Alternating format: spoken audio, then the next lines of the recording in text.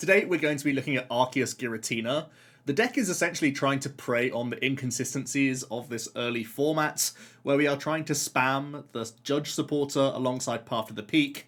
Path is an exceptionally strong stadium card, very frustrating for Lugia players in the opening turns to try and deny that Summoning Star ability. It's also very good against the Gardevoir players, which of course need to use their EX over and over again.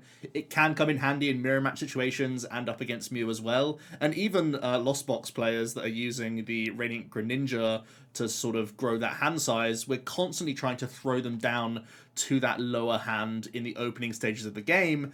And because we have our own draw engine from Bibarel and Squovit, as well as our own V-Star Power Starbirth that really just helps us get into the game, that's really what we're all about. We're just saying, I'm playing the game, and I'm hoping that you're not playing the game thanks to these early hand disruptors that we have available to us. As we progress and use the likes of Trinity Charge and Trinity Nova, we're thinning the energy so that we have even more backup attackers ready to go, and that's where the Giratina comes in. Having a 2-2 line gives us a shred option through all sorts of attacks, but also gives us the higher damage output that this deck definitely requires. 280 is much more helpful into V-Star Pokemon, and there are plenty of those in the format, of course, but also having the combination of Choice Belt plus Cleansing Gloves gives us access to Mew VMAX, as well as, thanks to the Cleansers, the Gardevoir EX that we can hit in a one-hit KO fashion, which is a really cool inclusion for the deck, giving it, again, that more aggressive dimension when need be, to really capitalize on the sort of early tempo that we gain. The Bibarel Squovit combo is very powerful. We have the Industrious Incisors drawing us cards throughout the game, but also to sort of declog the supporters and other cards that can find their way into our hand, we have the Nest Stash from Squovit, allowing us to shuffle our hand to the bottom and then just draw one card. And if we have the Bibarel in play as well, of course, it means either you can insta-play the one that you drew or not, and then just top up the cards with Incisors, hopefully giving us just more ways into the likes of Boss's Orders and Serena, or just our chain of Judge, and also just makes the one copies of the likes of Rope and the Cleansers and the Raihan and such just more powerful cards in general. So yeah, it's a very simplistic deck in its function. We try and get that turn 1 Arceus developed with an energy card, turn 2 try and get our V-Star, and use that Starbirth to allow us to attack, of course, but also try and throw some disruption at our opponent at the same time, and hope that that gives us momentum in the game and sets the opponent back a peg or two, while we just develop a more dangerous board state, essentially, and then just have this mid-game draw engine to fall back on and making sure that we're not missing a beat from that stage in the game. So, pretty powerful archetype. I do think a lot of the time it's kind of just trying to hedge your bets and hope that in a best of 3 scenario the Judges and Paths do enough into the matchups that you're expecting. So it's not necessarily the most complex or difficult deck to play. I would 100% give this to someone who is, a year into playing the Pokemon TCG. I think this is an exceptionally good deck to pick up, because I think you could really have far better results than your experience would suggest. So let me know your thoughts down below, and I'll see you in another video tomorrow. Enjoy the games. Cheers. If you're looking for PTCG live codes, make sure you check out the Potown store. You can get a 5% discount on your orders using that code OMNIPOKE. Right, getting into our first game then. Looks like we get to begin, which is always nice. And not the best hand. You're happy to see Arceus, but you typically need energy to make it actually a decent playable hand. Definitely one of the biggest criticisms of this archetype is that you don't really have much push potential on that opening turn, so you are pretty much at the mercy of whatever you start with. So if you just don't have one of your 14 energies, if anyone's counting, sometimes you're just going to have to accept that you can have a slow turn. And we are up against Goodra, so I am just going to search out Bidoof and bench the other Arc and pass things over. Our opponent's going to Rope, we can just go straight into the other V, and they're going to get to work using their Flower Selects. By the looks of things, we see a V-Star hit the bin. They're going to play another Rope here, and it's always going to just be the other Arc. So the opponent is getting to 2. Chorus can get them to 4, but then they'd have to find another switch out and access to Cram to get hit in, so they are going to whiff attack, which is at least something. I have the option to Judge here, but instead I'm going to go for the Boss's Orders play. Knowing that I'm not putting any damage on the board this turn, I want to just make it more difficult for my opponent to draw any more cards, as I'm going to sit with a Trinity Charge here and start to power up this Giratina, as well as a bit of a debate between whether it goes active or bench here. Obviously, we get massively punished by a Melanie plus belt play in the active position. It's a low odds thing, but I feel comfortable enough to just V-Star next turn into the active if I'm not knocked out. So we'll play around the opponent having the absolute nuts. Regardless, they actually hit their third rope of the game, so we can go into our Arc V-Star. Our opponent was able to chorus and select now. They are having to turn attach to retreat. So that boss, just a little bit of a headache for them. It's definitely a much better turn for us to judge this turn right as well. So that's worked out. We even pick up the barrel off the top, which is very handy. We can just judge now for a fresh 4. Can reduce our hand size to make the most out of this incisors as well, as I develop our Giratina V-Star, now getting that out of range of some belt shenanigans. And we are fortunate enough to hit DTE off the incisors, so I didn't have to spend the escape rope, which is obviously a massive combo card if we can do it alongside our boss's orders with Giratina. It's one of the things we can do to get around Rolling Iron. I'm going to keep a couple energy in the deck, because even using Shred from Giratina V can sometimes be massive. If you poke with Trinity Nova into a Rolling Iron, you can do some like belt shred plays, or if the belt's on the Arceus, you can do the vice versa play. So with only one rope in the deck, sometimes you do have to hit into Rolling Iron. You just have to hope that you have your paths in play at the time and stuff to make it difficult for the opponent. Speaking of which, we actually rip a path right now. Also going to attach to Giratina. We have a bit of a high roll with incisors, possibly, but no, we don't hit boss's orders, so don't really want to play the rope here. It's such a valuable card for later on. So I think with the path, I'm just going to hit now. Possibly some debate to going for the judge play here, but I feel safe enough to just go for this attack, and again, continue to keep those energies around for more Tina plays in future. As the opponent is able to gate their next Goodra, and they can Colress now, so it wouldn't be a big surprise if they did bounce Stadium here and get a Moisture Star in. As the next Goodra is ready to rumble, we see Cram and Confe, but no answer to the path, so Tina can come up quite happily and finish off this Goodra. And I can also weave in the judge here. Possibly some debate whether or not I should have played the belt there and just thinned a couple cards, but regardless, we get into Squovit, so I can now develop second Bib, which is definitely insane. This engine is cracked once it's all running smoothly. We get a trekking shoe. We're going to keep to finally develop that Giratina that I've been talking about all game. We can certainly V-Guard the Tina as well if we want to protect around Rolling Iron Gust play. Now I'm going to play the Cleanser Gloves. Definitely something I probably should have thrown onto the board. I think you basically just don't want it on your Vs, right? Because it's relevant on your Tinas and your Arc. It's relevant on your V-Star at times because it plays around V-Guard energy, which Goodras can play. And it can set up a 2-shot line with Nova Shred.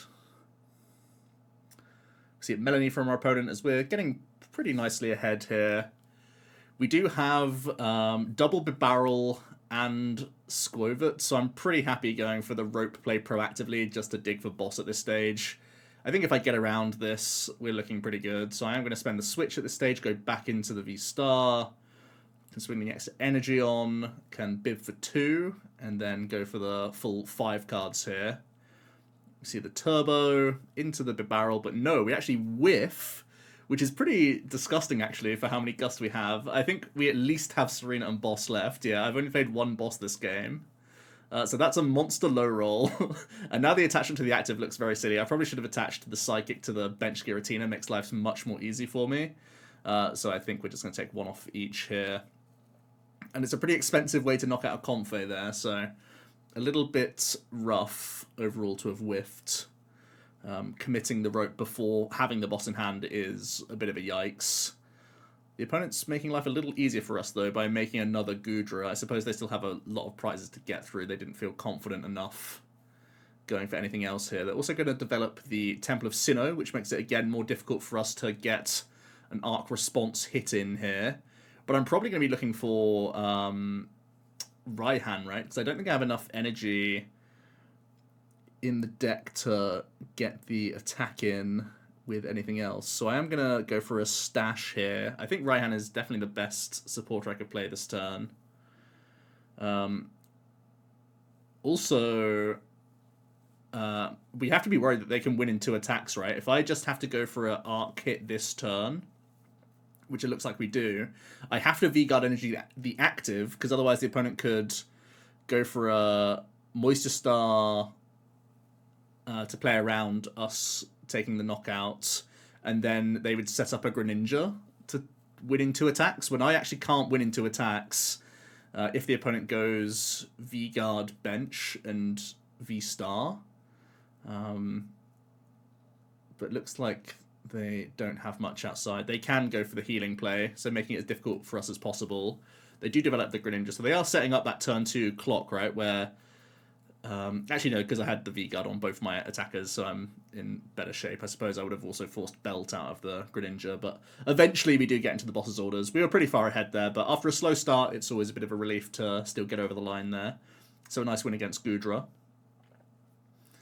We move on to the next one then. This is looking like a pretty okay start. We don't have much draw, and we're going second in an Arc Mirror, which isn't ideal. But we at least have Arc Energy, which is pretty much all you can hope for. The opponent's hand is much better. And now we pick up Ultra Ball. That's pretty spicy. So now I have the option to possibly get second Bidoof there versus what I'm doing. So I think I go for this line essentially just hoping that the opponent, if they have to... Like, it's likely they have to bounce Stadium to actually get anything done here. Unfortunately, they even don't have energy for Power Edge KO, which is insane for us here. So I can actually go for a bit barrel play this turn and try and draw my way out of this. We Shoe for Shoe, and then we hit DTE, which I'm happy enough just to swing onto the arc. And then we'll go for bit barrel and look for switch out, which we do hit, which is pretty bonkers, honestly. And now we're going to develop V-Star. The Judge is an interesting one. I think I want to protect my Giratina. So going for this Judge play, even though it gives the opponent the option to have drawn into more supporters when they didn't really have much last turn, I would have really enjoyed finding V-Star there to protect from a Dura Boss play. Or Stadium Bounce Umbreon play. It doesn't sound that likely, but as long as they bounce Stadium, they can Starbirth for the things they need. So I'm pretty happy to just either retreat into the Arc. And now I do find Tina V-Star, which is pretty nice. Now we're going to start getting to work on our next few attackers. Now the Giratina's on the go. We can Incisors. And we do have a Gust play available to us. I think we just want to finish off the arc that we've peppered up. And we can get that extra Psych Energy out of the deck. Looks pretty nice. We're getting double Tina ready to go. We can win in 2 attacks here with enough Gust, which is obviously a priority as the opponent does judge us. But our hand's pretty robust against Judge now. We've already got Bibarel developed. Opponent's going to spoon off some damage from this arc and then finish it off with the Dura. We have Tina. We definitely want to develop our next V-Star here if we can. Yeah, get out of range of those Duras. Pretty big. We are just going to bounce the Stadium just to get a +1. So we have this boss's orders, and this is a really interesting boss's orders. I remember at the time having the debate of being like, well, it's really good to take out this arc because they still haven't used their V-Star power. So I go for this line and say basically they have one Dura that has to take all 4 prizes at this stage. Plus, if they don't double evolve Umbreon next turn, I'm pretty fine. And they only have a 4-card hand, so I didn't think it was that likely that they would make double V-Max, I should say, on the Umbreon. Plus, I had a 50-50 of hitting Belt off prizes there, so it didn't even matter if they did hit Umbreon, or double Umbreon next turn. So I do think that taking out the Arceus makes the most sense, but all the worst outcomes happen here. They're able to Colress, they're able to double VMAX into us, and I didn't hit Belt off the 50-50 prizes. So they've somehow extended this game to me not winning on a 2-turn clock, which I suppose I could have done if I just didn't really care about what my opponent was up to, like Arceus-wise, and just take out the Umbreon V before it V-maxed. I could have had a 2-turn win con here with just Nest stashing into Bibarel for boss. So it's a weird one. Like, the game gets super weird now because this Duraludon is pressurizing me and I'm having to lose energy as I hit with Lost Impact over and over again. I also don't want to lose the resource of boss, so I probably have to just draw... No, it looks like we are going to dig because I need turn attachment here. We at least hit double turbo energy, so I have double Tina still developed here. But yeah, things get a little bit weird now. I'm still threatening this Dura, which is currently the only attacker developed, and they have a 3-card hand, so how bad could it really go? Well, again, the worst outcome possible. They're able to attach DTE and Volo away the Duraludon, which completely blew my mind from their 3-card hand. So now we're in a really, really weird position where I'm losing too many energies turn by turn to just keep up this chain of lost impacts. And I'm actually really light on resources, so we really need to hit Raihan this turn so I can just get more energy developed here. We eventually do hit the Raihan. We do have the insane draw engine, so we should be in good shape now. I have the rope to play around any panic disruption from them next turn. I have DTE, which is going to be the last energy I need to close out this game. But yeah, all the worst situations culminated in this matchup, which I thought was really interesting. We were like super far ahead from the early game. We somehow just let Path do the thing. But the game got very weird with a very low odds double VMAX as we prize Belt into the 3-card hand DTE Volo play from the opponent. So just a funky situation there, but you know what it's like. Arc Mirrors are always going to be a bit of a fiesta, I think.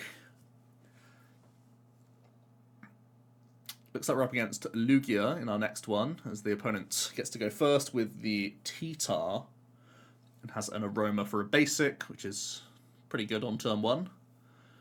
The opponent can get a gift energy down into Choice Belt, and they can Ultra Ball away double Archeops.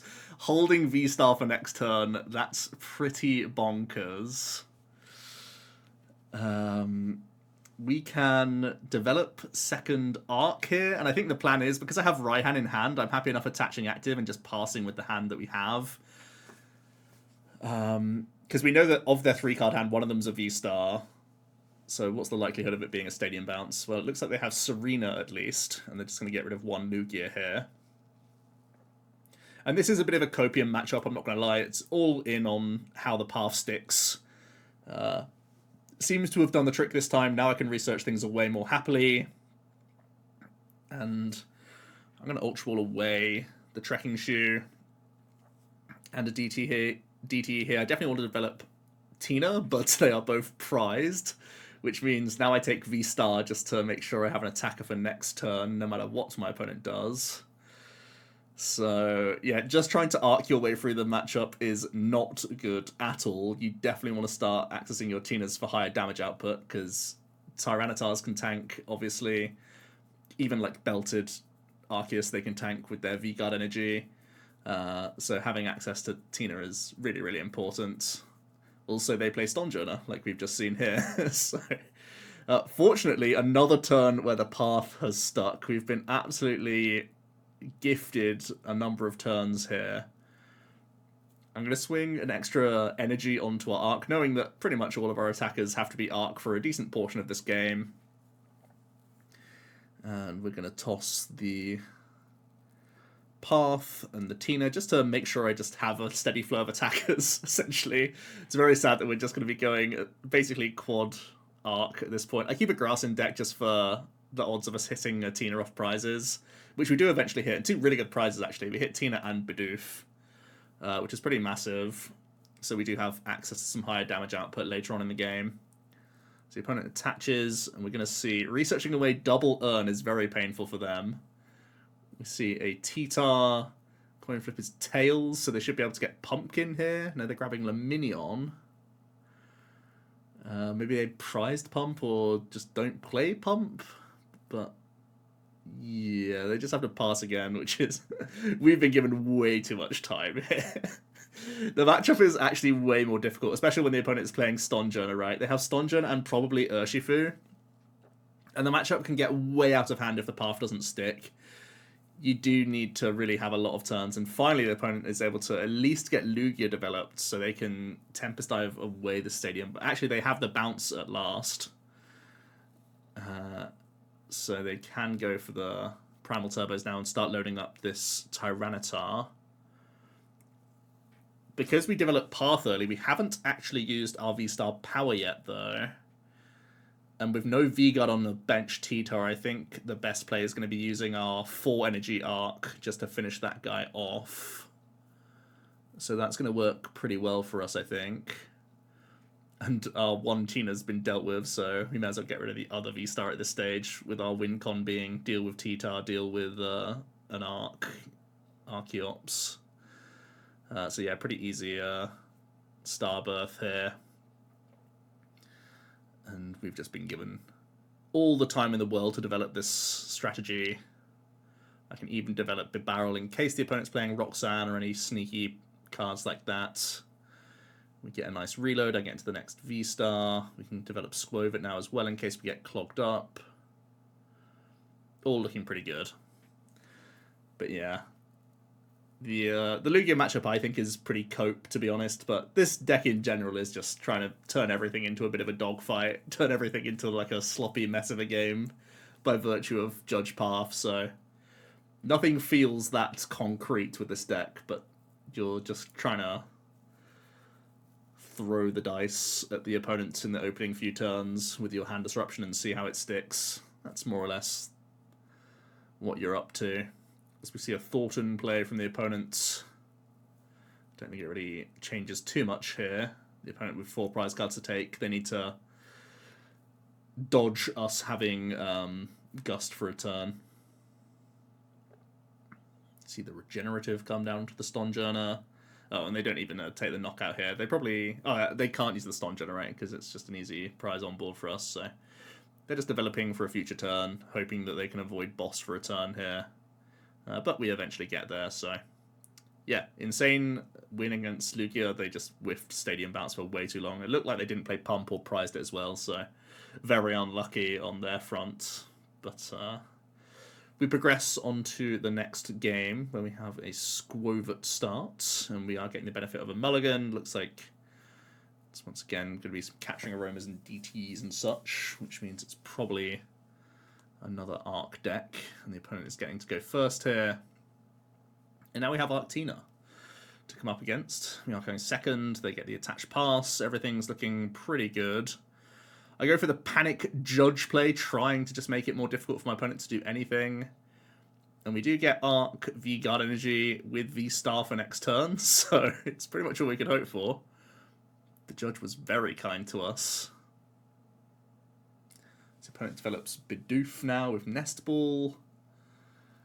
And Psych Energy into Trinity Charge is pretty much the best outcome possible for us. Not even any path or anything like that. So we're going to be the one to actually get the first hit in despite going second, which is absolutely bonkers. And I'm even able to find path from the research. So I can Starbirth for DTE very happily. And probably just Nest Ball to develop the engine in the back, because I have my attackers ready to rumble straight away. I can path to prevent their Starbirth now and really hurt their outs at this stage. My Tina is ready to rumble as well, so pretty good, all things considered. And the mirror isn't really super complex. There's some cool stuff you can do with your V-Guard energies and such, and keep an eye on their choice belt and your choice belt. These are some of the most important things that you need to consider. Trying to stay out of range of their stuff is one of the best things you could possibly do, but a lot of the time it comes down to either who goes first or who gets the first hit in with Trinity Nova. These are some of the most important things. You both have engines, so the sort of cornerstone of disruption is far less impactful when you're both Squoviting and barreling a lot.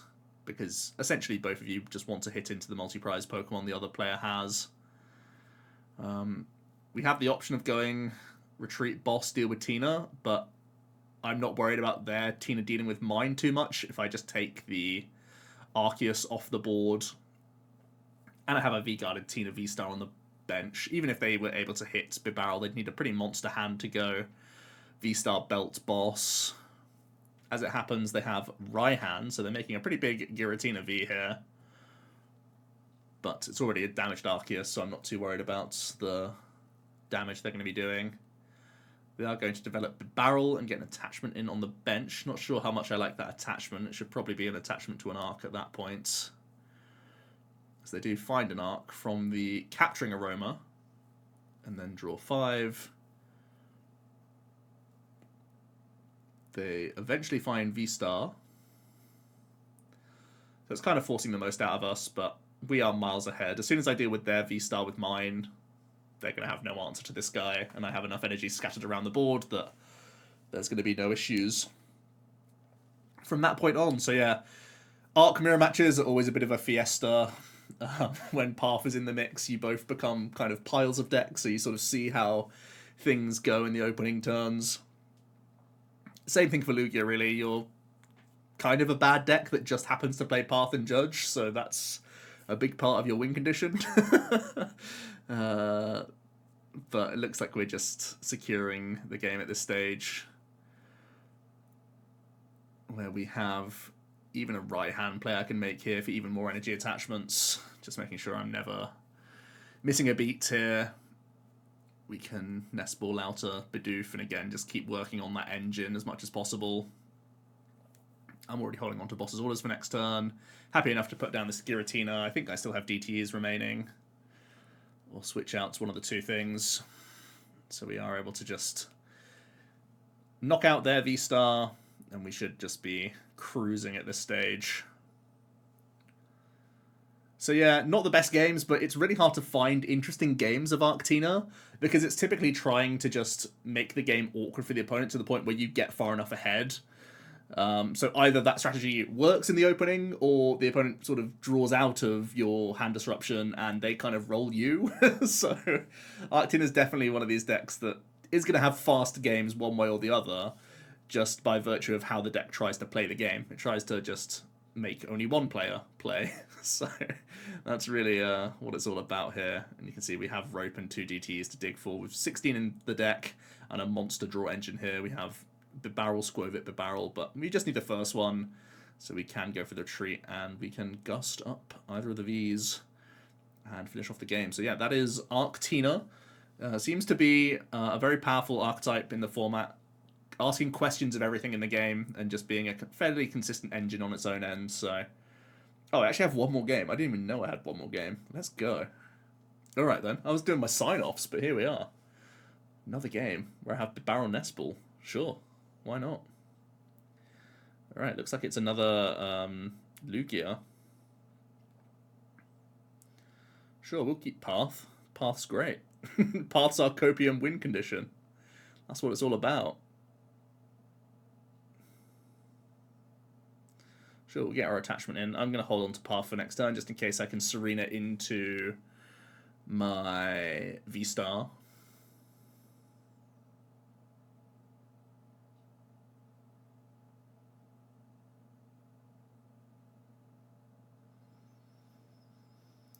See the Urshi come down. Pretty scary stuff, not gonna lie. Looks like we're gonna have to Serena away V-Star here at least.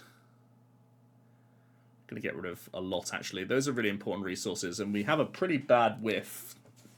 So we are gonna have to do a Copium Path and then Nest Stash. I do hit V-Star, which makes the Path look very silly, but it was the safest play, right? You can't hope to hit exactly V-Star off the stash. But the opponent immediately bounces, then goes Lumineon Burnett, so they're not phased at all by this. Can get straight into the mix. Also, randomly hit the heads on Mezagoza, so they can even go Urshi VMAX. And that's a scary sight. They can easily take a Land's Pulse knockout this turn. with that Urshi in the back ready to rumble, so they've been able to gift energy their Stonjourner, so they're perfectly able to go. We get our own Mesa Tails, which is a shame. But at least because the opponent used their Summoning Star, we have access to our V-Star power now. Definitely going to have to develop a Giratina. And I'm going to go for a research here. I think looking back, I'd probably have to Gust the Urshifu, no? Oh, I have to go for Stonjourner as well, because he just plays double fighting guys. Yeah, we're just in a really bad position. Like, if the path don't do the thing, you're just not going to get much done in this matchup. Especially now they play Stone and Urshi. It's really, really rough out there. We do get the knockout, but in doing so, we give the opponent 6 cards to draw. And here comes the big foo. And 330 is just a mammoth amount of hit points for us to get through. We have no easy answer for this at all. So he can sit there pretty confidently, using Beat Down for the knockouts. While I really don't have much in way of response here. We can go into our Tina, hoping for the best. We can get to work on our Arceus on the bench. We're going to grab the barrel here.